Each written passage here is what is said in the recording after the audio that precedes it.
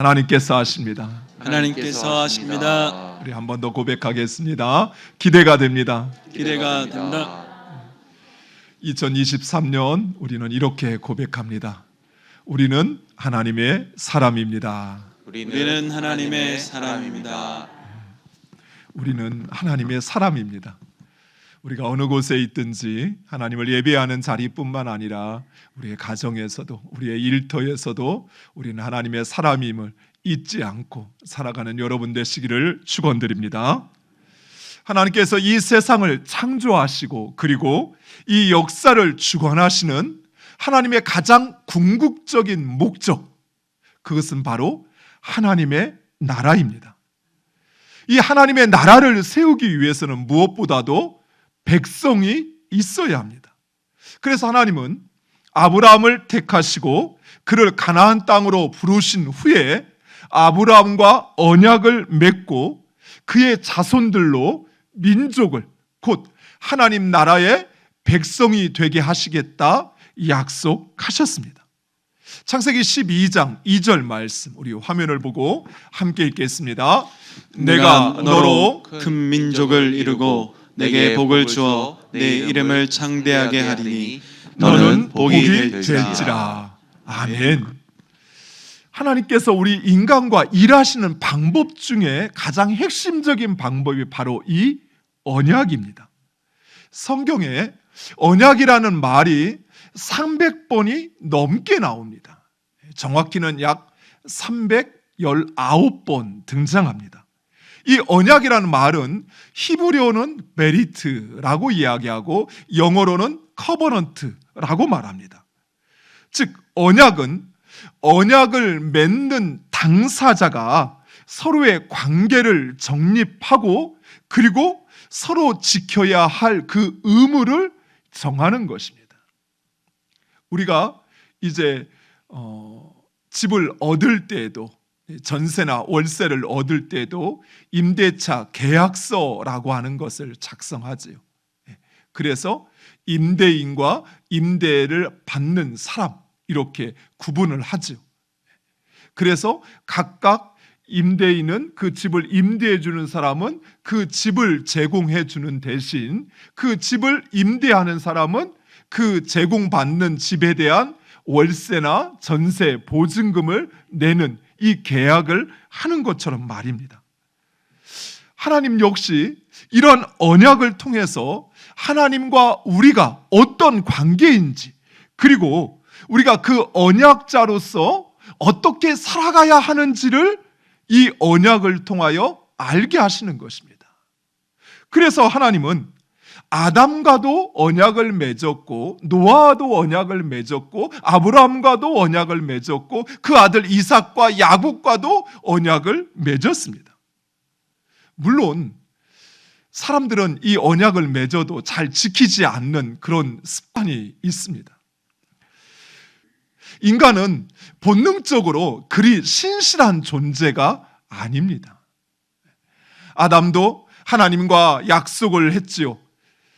동산 중앙에 있는 선악을 알게 하는 나무의 과실을 먹지 않겠다 언약을 맺었습니다. 그럼에도 그만 아내의 유혹에 그 선악과의 열매를 먹고 말았던 것입니다. 이처럼 인간은 그리 우리가 생각하는 것처럼 신실한 존재가 아닙니다. 더욱이 약속을 지키고 싶어도 때로는 그 상황으로 인해서 약속을 지키지 못하는 경우가 있다라는 것입니다. 그러나 우리 하나님은 신실하십니다. 또한 우리 하나님은 역사의 주관자이십니다. 그래서 결코 상황 때문에 말씀하신 것을 행하지 못하거나 약속을 지키지 못하는 경우가 없다라는 것입니다. 하나님은 약속하신 것을 반드시 지키십니다. 무엇보다도 하나님은 우리와의 그 언약, 그 약속을 신실히 지키심으로써 신실하시며 불변하시는 하나님이심을 증거하시는 것입니다. 하나님은 아브라함과의 언약을 지키셔서 이스라엘을 큰 민족으로 번성하게 하셨습니다. 출애굽기 1장 7절에 하나님은 이스라엘 자손을 온 땅에 가득하게 하셨다 말씀하십니다. 아브라함의 자손이 이 애굽 땅에 들어갈 때만 해도 그들은 70여 명에 불과한 아주 작은 족속이라도 말할 수 없는 그런 세력이었습니다. 그러나 이런 이스라엘의 인구 증가가 얼마나 위협적으로 기하급수적으로 성장했는지 애굽의 왕 바로와 그리고 애굽 사람들이 이스라엘 민족으로 인하여 두려워하고 염려하여서 어떻게 하면 그들의 인구 증가를 멈추게 할까 하는 생각에 그들을 혹독하게 노역을 시켰습니다. 그리고 급기야는 태어나는 이스라엘의 사내 아이를 죽이라 명령하기도 했던 것입니다. 하지만 하나님은 아브라함과의 언약을 지키셨습니다. 또한 하나님은 하나님의 백성들을 세우고자 이스라엘을 번성케 하시어 민족을 이루게 하셨던 것입니다. 그리고 하나님은 하나님의 능력으로 이스라엘을 출애굽시키시어 가나안 땅으로 인도하십니다. 그런데 한 가지 문제가 있었습니다. 이 아브라함의 자손, 곧 이스라엘 민족은 이제 큰 민족을 이루기는 하였으나 그들은 자신이 하나님의 백성이라는 사실을 알지 못했습니다. 또한 그 하나님의 백성으로서 어떻게 살아야 하는지 그들은 알지 못했던 것입니다. 이스라엘 백성들은 400년 동안이나 애굽의 노예로 살다 보니 자신들이 바로 하나님께서 아브라함에게 약속하신 약속의 자손이요 또 하나님의 백성이라는 그 사실을 잊어버렸던 것입니다. 더욱이 그들은 노예로 살다 보니 그만 노예 근성에 젖어 무슨 일만 일어나면 지레 겁부터 집어먹고 그리고 원망하고 불평하는 것을 일삼았던 것입니다. 이스라엘 백성들은 자유의 몸이 되었지만 정작 자유의 삶을 살지 못했습니다. 하나님의 백성이지만 하나님의 백성의 그 정체성을 깨닫지도 확신하지도 못했던 것입니다. 옛날 어느 마을에 큰 부자가 있었다고 합니다. 이 부자가 자신의 그 종들의 충성스러움으로 인하여 이전과는 비교할 수 없는 거부가 된 것이에요. 그래서 이제 자신을 위하여 충성한 종들을 자유롭게 풀어주어 고향으로 돌아가게 하고자 하는 마음이 생겼습니다.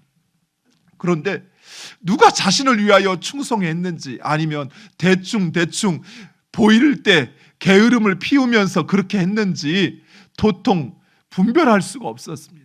그래서 꾀를 내었답니다. 주인이 종들을 불렀습니다. 그리고는 그동안 고생했다. 이제부터 내일이면 너희들은 자유다. 오늘이 마지막 날이야. 그러니 이제 마지막으로 새끼줄을 꼬도록 하거라 하면서 그 주인이 준비한 가느다란 새끼줄을 보여주었습니다. 이렇게 너희가 할 수 있는 대로 새끼줄을 많이 꼬도록 하거라 라고 이렇게 이야기를 하고는 갔습니다. 그러자 종들은 이제 자신들이 자유의 몸이 된다는 생각에 뛸 만큼 기뻤습니다. 그리고 한 종은 주인의 말대로 그 가느다란 새끼를 꼬면서 그래, 내가 주인을 위해서 일할 수 있는 것도 이번이 마지막인데 마지막까지 내가 최선을 다해야지 하면서 밤이 새도록 그 입가에는 노래를 흥얼거리며 새끼를 꼬았다고 합니다. 그런데 다른 한 사람의 종은 생각이 달랐습니다. 오히려 그는 아니 마지막까지 우리를 부려먹는단 말이야? 우리가 지금까지 고생한 게 얼만데 나는 죽어도 못해. 그러면서 초저녁부터 잠을 자기 시작했습니다. 그동안 일하느냐고 못 잔 잠, 그것이라도 보상받아야지 하는 생각에 밤이 새도록 잠을 잤던 것입니다. 그리고 아침이 되었습니다. 주인이 그 종들을 부르더니 자신의 광으로 데려가는 것입니다. 그리고 광문을 열자 그곳에는 엽전이 가득했습니다. 그러면서 주인이 하는 말이 그동안 수고 많았네. 내가 자네들을 그냥 보내기가 서운해서 돈을 주려고 하네. 어젯밤에 자녀들의 꼰 그 새끼줄 가져와서 그 새끼줄에 마음껏 꿰어 가게나. 그리고 이 모든 것은 다 내가 여러분들에게 주는 마지막 선물이네 하면서 자신들이 꼬았던 그 새끼줄로 그 엽전을 꿰어 가라는 것입니다. 그러니 밤이 새도록 주인의 말대로 새끼를 꼬았던 그 종은 어떻겠습니까? 자신의 그 줄에 꽂을 수 있는 그 모든 엽전을 다 꼬아서, 그래서 그것을 가지고 가서 큰 부자가 되었답니다. 반면에 마지막까지 일을 시킨다 불평하고 원망했던 그 종은 어떻게 되었을까요? 부자가 될 수 있는 기회가 자신 앞에 있었지만 정작 그 기회를 붙잡을 수 없었어요. 자신 앞에 헤아릴 수 없는 수많은 엽전, 돈이 있었지만 그 어느 것 하나 자식은 얼고 자기 것으로 삼지 못했던 것입니다. 결국 그 종은 자유를 얻었지만 다시 종이 되고 말았답니다. 한 사람은 종으로 살았지만 그러나 그 마음과 정신은 결코 종이 아니었던 것입니다. 반면에 다른 한 사람은 종으로부터 자유를 얻었지만 그는 여전히 노예로 살아가고 있었던 것입니다. 이처럼 우리 그리스도인들 역시 마찬가지입니다. 우리는 예수 그리스도로 말미암아 죄로부터 자유함을 얻었습니다. 그러나 정작 그 자유한 삶을 살지 못하고 죄의 종노릇하며 죄의 근성, 그 노예의 근성을 버리지 못해 패배의식에 빠져서 언제나 비관적이고 입만 열면 불평과 원망이 끊이지 않는 사람이 있습니다. 또 어떤 이들은 여전히 죄의 종노릇하면서 하나님의 진노에 대한 두려움 가운데 벌벌 떨며 살아가는 사람이 있어요. 그러나 그것은 결코 우리를 자유케 하신 하나님의 뜻이 아닙니다. 하나님께서 우리를 죄에서 자유케 하신 것은 여전히 죄의 종노릇하라는 것도 아니고 또 그 죄의 노예의 근성에 빠져서 그렇게 죄 아래 살던 그런 의식으로 살라는 것도 아니라는 것입니다. 사랑하는 성도 여러분, 우리는 예수 그리스도로 말미암아 죄로부터 자유함을 얻었습니다.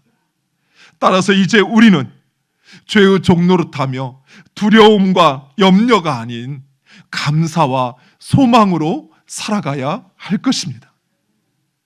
그래서 하나님은 이스라엘 백성들로 하여금 그들이 여전히 애굽의 노예가 아닌 자유한 하나님의 백성이라는 사실을 알게 하시기를 원했습니다. 또한 그들이 하나님의 백성으로 어떻게 살아가야 하는지를 알게 하시기를 원하셨습니다. 그래서 언약을 맺습니다. 오늘 우리가 읽었던 출애굽기 19장 5절과 6절에 있는 말씀, 우리 화면을 보고 다시 한번 읽겠습니다.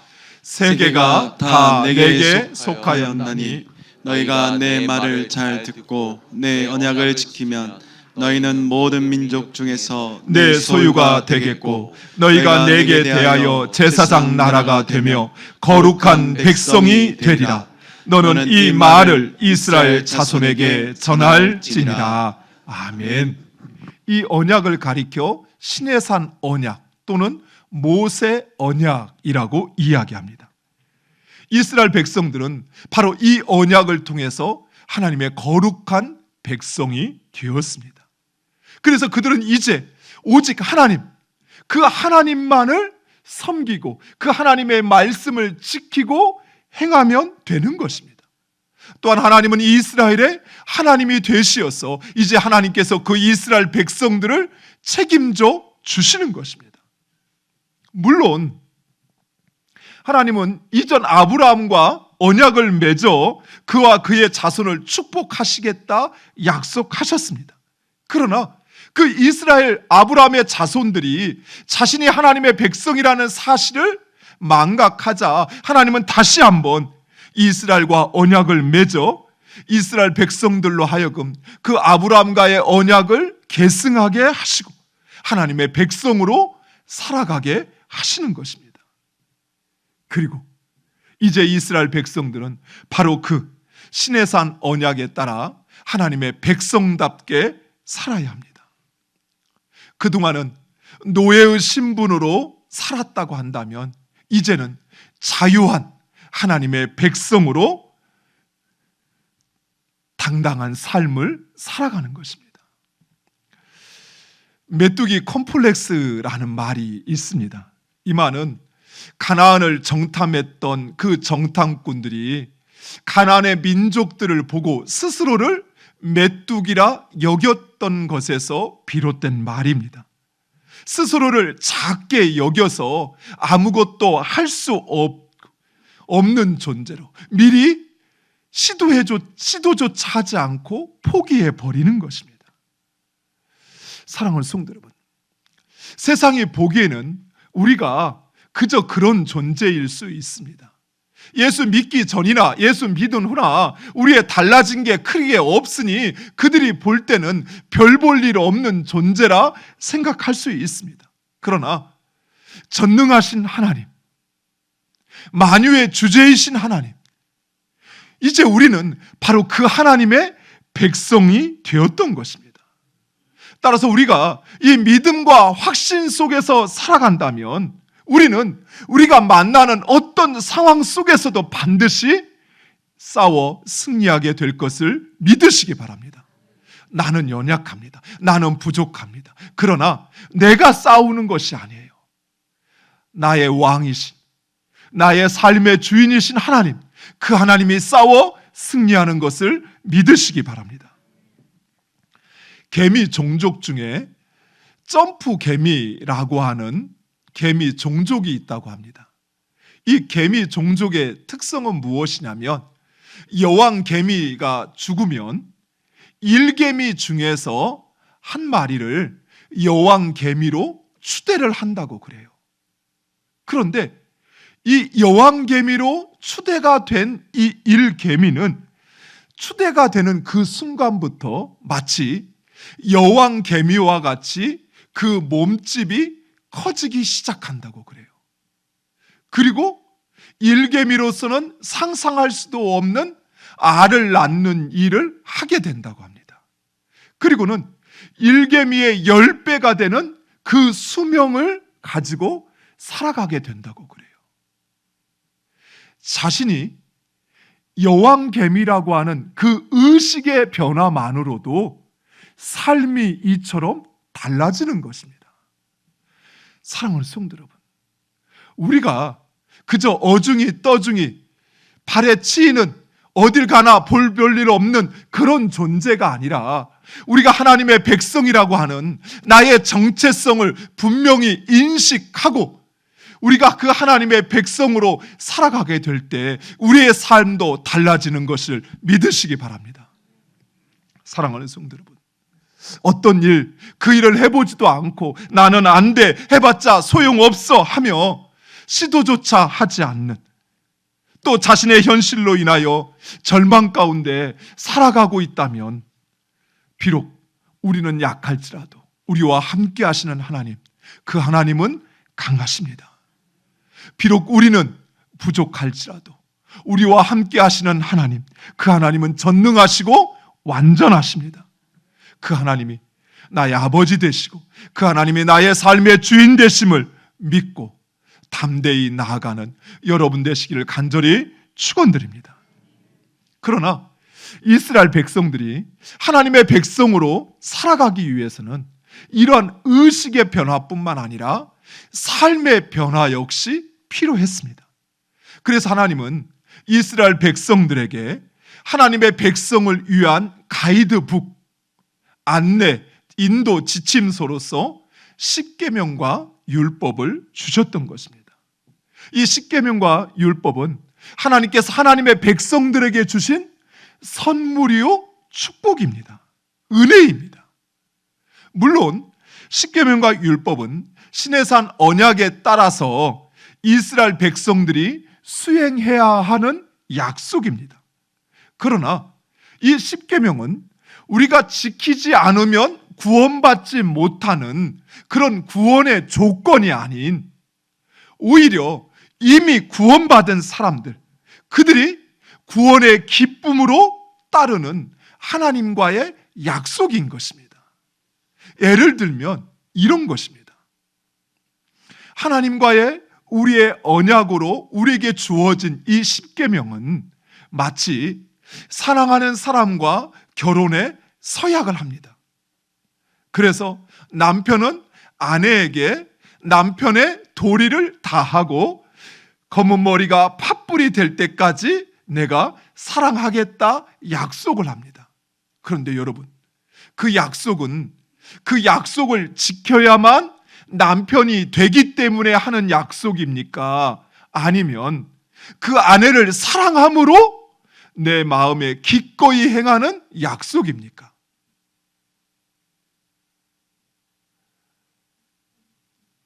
헷갈리셔요? 만약에 전자라면 여러분 다시 한번 생각해 보십시오. 우리가 결혼식에서 하는 그 서약의 약속은 내가 이거 지키지 않으면 남편과 아내가 못 되니까 남편과 아내가 되기 위해서 지키는 약속이 아니지요. 그것은 남편을 사랑함으로, 아내를 사랑함으로 내가 기꺼이 지키는 약속이지요. 신의 산 언약을 통해서 우리에게 주어진 이 십계명과 율법 역시 마찬가지입니다. 그것을 지키지 않으면 나의 구원이 취소되기 때문에, 그래서 억지로 마지못해 의무적으로 지키는 약속이 아니에요. 그것은 바로 우리를 하나님의 자녀 삼아주신 그 하나님의 사랑, 그 사랑에 기꺼이 내가 지키는 약속인 것입니다. 많은 성도들이 오해를 합니다. 그래서 어떤 이들은 내가 십계명을 지키지 않으면 하나님의 진노와 하나님의 벌이 주어질까 그 두려움에 그것을 지키려고 합니다. 또 어떤 이들은 이제 율법은 폐지되었으니 안 지켜도 된다라고 생각을 합니다. 그러나 예수님은 우리에게 이렇게 말씀하셨습니다. 너희가 나를 사랑하면 내 계명을 지키리라. 우리가 예수님의 말씀과 그 계명, 하나님의 계명을 지키는 것은 의무적으로 구원받기 위한 조건을 갖추는 것이 아니에요. 이미 우리는 구원받았습니다.